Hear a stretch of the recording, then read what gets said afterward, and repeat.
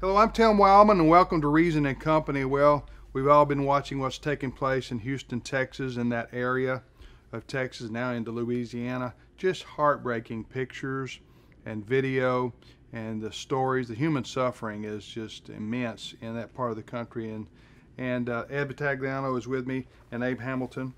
Abe, you experienced what the people in Houston are going through now, haven't you? Yeah, I'm born and raised in New Orleans, Louisiana, and I was living in New Orleans when Hurricane Katrina made landfall 12 years ago. So my heart breaks at what we're watching, having lived through that myself. And sometimes people, you can see the damage and the flooding and the pictures and all, but sometimes you may not be able to fully grasp some of the psychological and emotional things that are involved. There will be some people who will never be able to live in their homes again.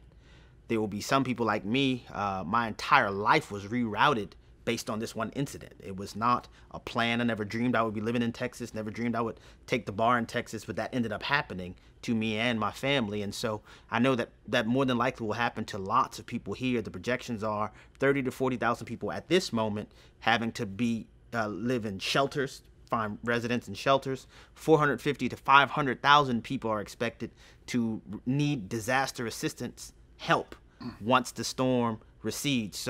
Once the waters recede. So this is an immense event that is life-changing, that would have reverberating impact on the people from the area that are affected for probably decades, if not a lifetime following. Because of Katrina, you had to move from New Orleans to Houston. Yes. And now, irony of ironies, the people in Houston, a lot of them moved there from New Orleans, are experiencing what they experienced back home during Katrina, at least some of them. Yeah. Ed, what are we going to be doing here at American Family Association in the upcoming days? Well, we're going to be working with 8 Days of Hope. A lot of our supporters are familiar with that ministry, and they are planning to be in the Houston area for a fairly long time, an unusually long time.